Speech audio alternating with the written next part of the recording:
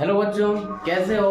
आज की वीडियो हम प्रमाणित करेंगे उत्तल दर्पण में फोकस दूरी और वक्रता त्रिज्या में संबंध। तो सबसे पहले हम एक उत्तल दर्पण की रचना करते हैं, जैसा कि यहाँ किया गया है।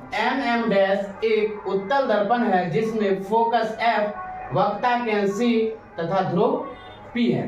दर्पण के मुख्य अक्ष PC के समांतर एक AB किरण दर्पण के B बिंदु पर आपतित होती है तथा परावर्तन के बाद फोकस F से जाती हुई प्रतीत होती है। तो जैसा रचना हम किए हैं वैसा हम लिखते हैं।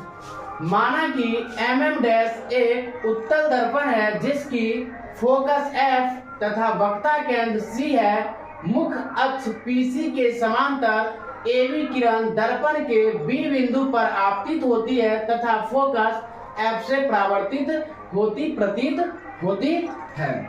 दर्शाना है F बराबर R/2, अर्थात फोकस दूरी वक्रता त्रिज्या की आधी होती है। बच्चों, फोकस दूरी ध्रुव और फोकस के बीच की दूरी को कहते हैं और वक्रता त्रिज्या ध्रुव और वक्रता केंद्र के बीच की दूरी को कहते हैं। फोकस दूरी को F से और वक्रता त्रिज्या को R से डिनोट किया जाता है। आगे देखते हैं। रचना से BD अभिलंब डाला। रचना से BD अभिलंब डाला। रचना से BD अभिलंब डाला।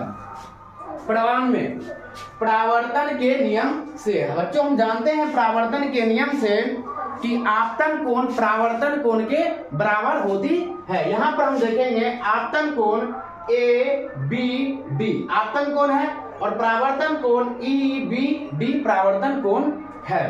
तो सबसे पहले हम लिखते हैं कोण ABD बराबर कोण EBD, समीकरण 1, ये परावर्तन के नियम से। फिर हम देखते हैं शीर्षाभिमुख कोण से।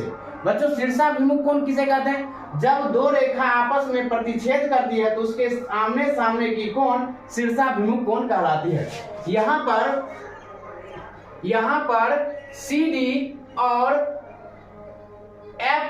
EF आपस में प्रतिच्छेद करती है, जिसके कारण कोण ये और कोण ये शीर्षाभिमुख कोण कहलाएगी। तो हम लिखते हैं कोण CBF बराबर कोण EBD। किस चीज से? शीर्षाभिमुख से। CBF बराबर कोण CEBD, समीकरण 2 शीर्षाभिमुख कोण से। समीकरण 1 तथा 2 से हम देखते हैं कि समीकरण का दायां भाग दोनों में बराबर है, इसलिए समीकरण के बायां भाग भी बराबर हो जाएगा। इसलिए समीकरण 1 तथा 2 से कोण इधर वाला ABD बराबर कोण CBF, समीकरण 3। अब फिर देखते हैं संगत कोण से। संगत कोण। बच्चों, संगत कोण क्या होता है? जब दो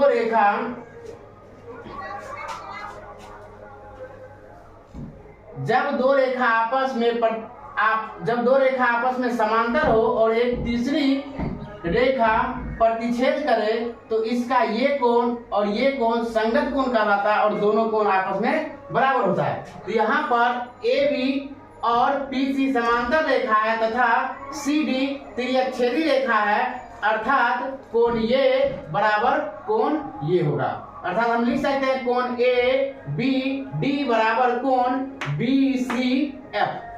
कोण ABD बराबर कोण BCF, समीकरण 4। समीकरण 3 तथा 4 से हम देखते हैं कि समीकरण का बायां भाग बराबर है। समीकरण का बायां भाग बराबर है, इसलिए समीकरण का दायां भाग भी बराबर हो जाएगा, अर्थात कोण CBF बराबर कोण BCF। अब देखते हैं CBF और BCF किसका हिस्सा है।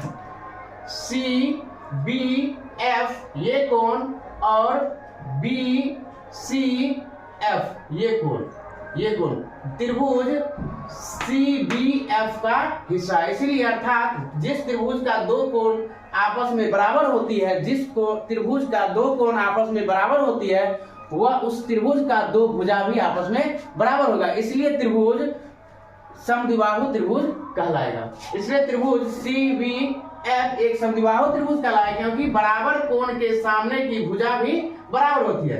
तो कोण BCF बराबर है कोण CBF के, इसलिए इस कोण के सामने की भुजा ये और इस कोण की सामने की भुजा ये आपस में बराबर होगी। इसलिए CF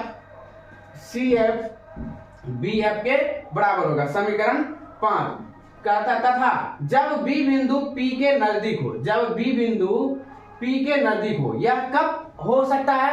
जब जो समांतर किरण है जो मुख्य अक्ष के काफी करीब हो, तब जो है B P बिंदु के पास होगा, और तब जब P बिंदु के पास होगा तब PF जो होगा वह बराबर होगा किसके?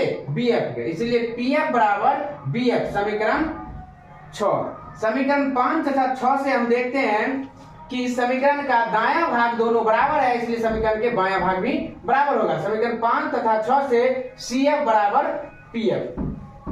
अब समीकरण 5 तथा 6 से CF बराबर PF। अब हम देखते हैं PC दूरी को ज्ञात करने के लिए, PC दूरी को ज्ञात करने के लिए PF और FC को जोड़ना पड़ेगा। तो PC बराबर PF प्लस CF। PC बराबर, अब PF के जगह पर हम PF के जगह पर CF लिख सकते हैं क्योंकि CF बराबर PF है। तो CF प्लस CF, PC बराबर 2CF, PC बराबर CF और CF 2CF। अब जब और PC को हम वक्रता त्रिज्या कहते हैं, PC को हम वक्रता त्रिज्या कहते हैं, और CF को सॉरी यहाँ पर हम PF प्लस PF लिखते हैं, और PF और PF 2PF होगा, 2PF। PC को वक्रता त्रिज्या और PF फोकस दूरी है। जब दो समीकरण इस साइड आएगा तो R/2 हो जाएगा, इसलिए फोकस दूरी बराबर R/2। फोकस दूरी बराबर R/2, अर्थात फोकस दूरी वक्रता त्रिज्या की आधी होती है। अतः उत्तल दर्पण में फोकस दूरी वक्रता त्रिज्या की आधी होती है। नेक्स्ट वीडियो में जल्द ही आऊंगा।